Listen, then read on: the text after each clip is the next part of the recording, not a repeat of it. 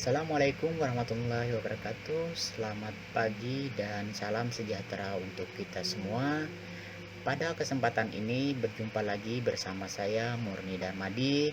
Saya akan berusaha untuk membimbing kalian dalam belajar. Namun sebelum kita mengikuti bimbingan belajar, ada ketentuan-ketentuan yang harus kita taati bersama. Yang pertama adalah bimbingan belajar bertujuan untuk membantu kalian dalam memahami pelajaran dalam menghadapi ujian AKM sebagai pengganti ujian sekolah. 2. Bimbingan belajar dilakukan secara online atau daring. Yang ketiga, setelah kalian menyaksikan video pembahasan materi atau pembahasan soal, maka kalian wajib mengerjakan tugas di classroom dan segera dikumpulkan. Yang keempat, nilai tugas bimbel akan dijadikan nilai untuk membantu nilai tugas pada pembelajaran reguler dengan ketentuan sebagai berikut. Jika nilai tugas bimbel lebih tinggi dari nilai tugas pembelajaran reguler, maka yang akan saya masukkan ke dalam daftar nilai adalah nilai yang tertinggi. Yang kelima, jika antara nilai tugas bimbel dan nilai tugas pembelajaran reguler sama-sama di bawah KKM, maka kalian wajib mengikuti remedi atau perbaikan untuk nilai tugas pembelajaran reguler saja ya. Karena untuk pembelajaran bimbel itu tidak ada remedinya. Demikianlah ketentuan yang harus kita sepakati bersama. Untuk itu, mari kita mulai bimbel pada hari ini. Sekarang mari kita bahas soal nomor 1. Perhatikan grafik suhu dan kalor berikut ini. Jika diketahui kalor jenis air sama dengan 2100 Joule per kilogram derajat Celcius dan kalor jenis air sama dengan 4200 Joule per kilogram derajat Celcius dan kalor labur es sama dengan 340.000 Joule per kilogram, maka hitunglah kalor yang diperlukan sampai es mencair semua. Nah, di sini ada gambar soal, kemudian dari gambar soal itu saya tampilkan gambar di mana sesuai dengan gambar itu rumus-rumusnya adalah sebagai berikut.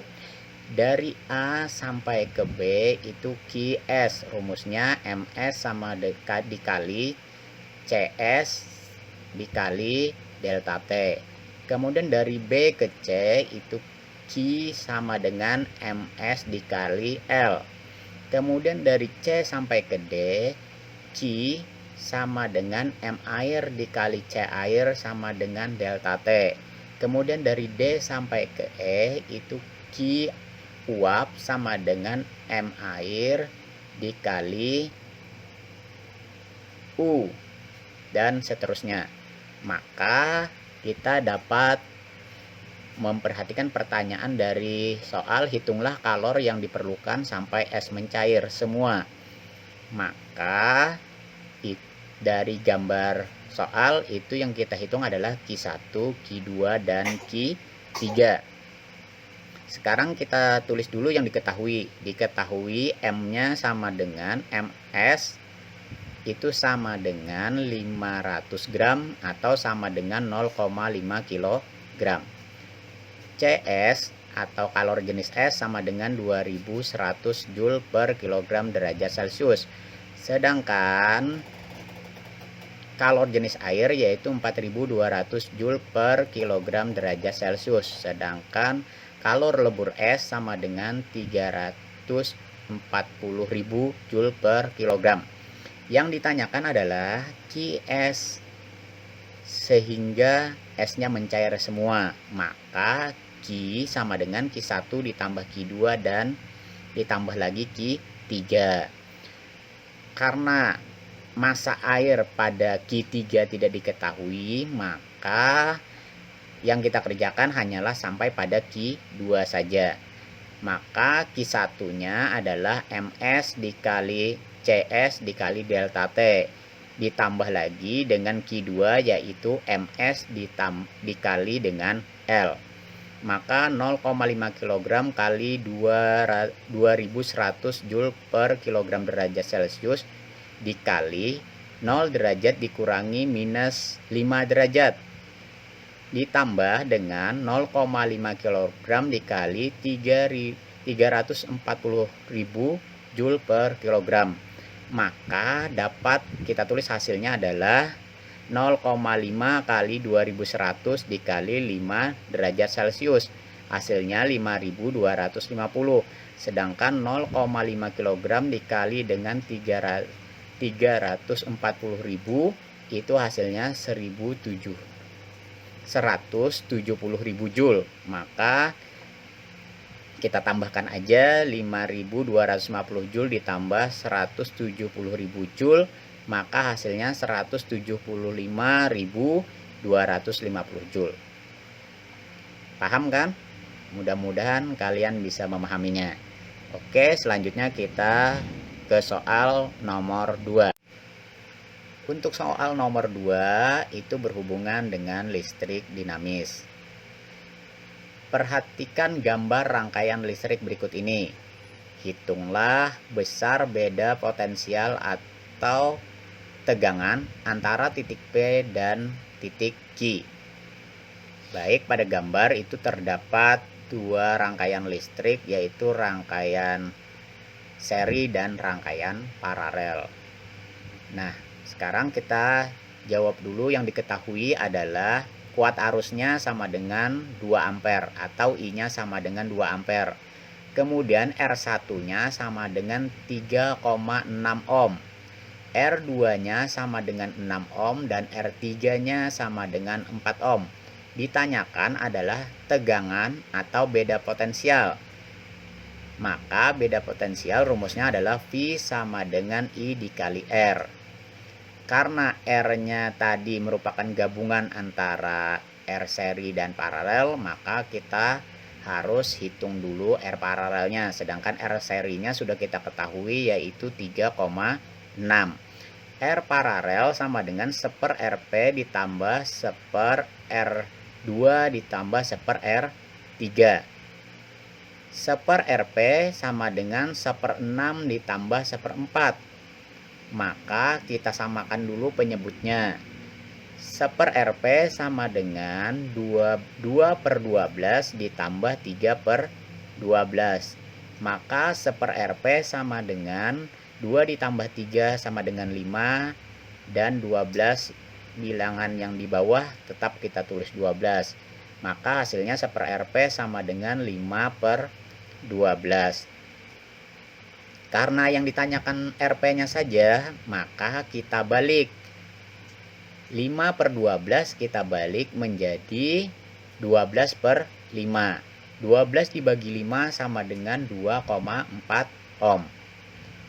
Jadi R totalnya R seri ditambah R paralel. R serinya tadi 3,6 ohm ditambah 2,4 ohm R paralel, sehingga R totalnya menjadi 6 ohm.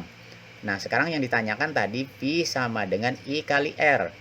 I-nya sudah diketahui 2 ampere, sedangkan R-nya sama dengan 6 ohm. Maka 2 dikali 6 sama dengan 12 volt. Jadi hasilnya adalah beda potensialnya sama dengan 12 volt. Baiklah, kita akan mengerjakan lagi soal nomor 3. Energi potensial benda yang berada 5 meter dari tanah sebesar 0,25 kJ. Jika massa percepatan gravitasi bumi atau percepatan gravitasi bumi sama dengan 10 meter per sekon pangkat 2, maka hitunglah massa benda tersebut. Baik, kita jawab. Diketahui H atau tinggi benda itu sama dengan 5 meter. Gaya gravitasi atau percepatan gravitasi sama dengan 10 meter per sekon kuadrat. Sedangkan energi potensialnya sebesar 0,25 kJ, atau kita jadikan joule 0,25 dikali 1000, maka hasilnya 250 joule. Nah, sekarang yang ditanyakan adalah massa benda. Rumusnya, energi potensial sama dengan massa dikali gaya gravitasi dikali tinggi benda. Nah, karena yang ditanyakan adalah massa, maka rumusnya berubah menjadi massa sama dengan energi potensial dibagi gaya gravitasi dikali tinggi. M sama dengan 250 joule dikali 10 meter per sekon kuadrat dikali 5 meter. Maka hasilnya sama dengan 5 kg. Soal nomor 4. Perhatikan gambar berikut. Dalam satu sekon, lintasan yang ditempuh oleh beban adalah dari 2, 1, 2, 3, 2, 1, 2, dan berakhir di 3.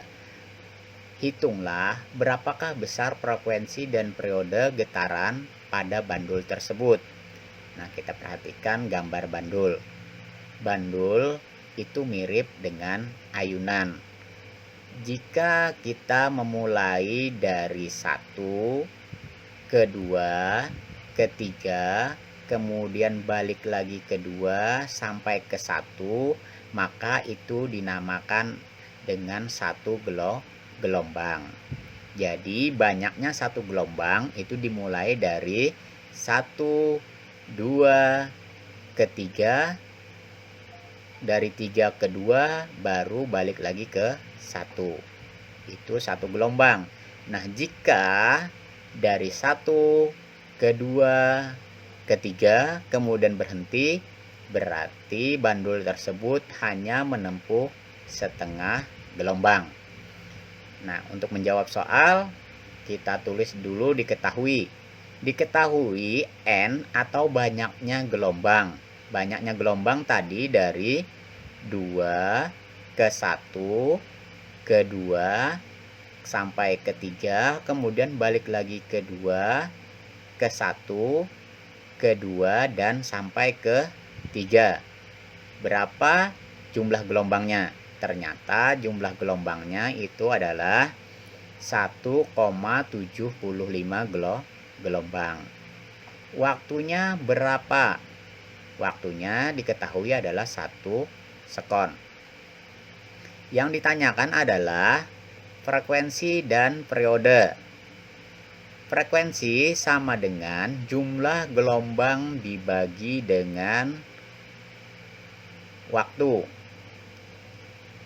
Kemudian rumus dari periode adalah 1 per F atau 1 dibagi frekuensinya. Nah, untuk menjawab maka kita cari dulu F-nya. F sama dengan N dibagi waktu. Frekuensi itu sama dengan jumlah gelombang tadi 1,75 gelombang dibagi 1. Maka frekuensinya itu 1,75. Kemudian kita cari lagi periodenya. Periodenya tadi 1 per F atau 1 dibagi frekuensi. Maka periode sama dengan 1 dibagi 1,75 Hz. Maka periodenya adalah 0,571 sekon. Jadi periodenya adalah 0,571 sekon. Ya, kita kerjakan lagi soal yang terakhir. Soal yang terakhir nomor 5. Sebuah rumah terdapat 2 buah lampu masing-masing 40 watt. Digunakan setiap hari rata-rata 5 jam. Kemudian mempunyai lagi sebuah setrika 250 watt yang digunakan 2 jam setiap hari. Berapakah rekening listrik yang harus dibayar dalam 1 bulan? Jika harga 1 kWh sama dengan Rp150. Perhitungannya 1 bulan itu dihitung 30 hari. Baik, untuk menjawab soal ini kita bikin tabel supaya mudah. Kita bikin nomor 1 dan nomor 2, kemudian nama alat, jumlahnya berapa, dayanya berapa, kemudian waktu dipakainya berapa, dan energi listriknya berapa. Nah, yang pertama adalah lampu. Tadi lampu di rumah tersebut ada 2 buah. Dayanya 40 watt. Waktu yang dipakai adalah rata-rata perharinya 5 jam. Maka untuk memperoleh energi listriknya itu 2 dikali 40 dikali 5, hasilnya adalah 400 watt per jam. Kemudian yang kedua, rumah tersebut mempunyai 1 setrika. Dayanya 250 watt. Kemudian waktu penggunaannya 2 jam per hari. Maka 1 dikali 250 watt dikali 2 jam sama dengan 500 watt per jam atau WH. Yang ditanyakan pada pertanyaannya adalah 1 kWh itu harganya sama dengan Rp150. Maka daya listriknya setelah kita jumlahkan 400 WH ditambah 500 WH sama dengan 900 WH. Nah, 900 WH-nya ini harus kita rubah dalam kWh atau kilowatt per jam. Maka 900 dibagi 1000 hasilnya adalah 0,9 kilowatt per jam atau 0,9 kWh. Nah, sekarang akan mudah kita hitung rekening yang harus dibayar. Rekening yang harus dibayar adalah 0,9 kWh dikali dengan 30 hari dikali dengan Rp150. Maka hasilnya adalah Rp450.050. Jadi biaya rekening listrik yang harus dibayar adalah Rp4.050. Mudah kan? Mudah-mudahan kalian bisa mengerjakan soal-soal yang saya berikan di Classroom. Untuk itu perhatikan soal-soal yang saya bahas, karena soal yang akan saya berikan mirip-mirip dengan soal yang kita bahas ini.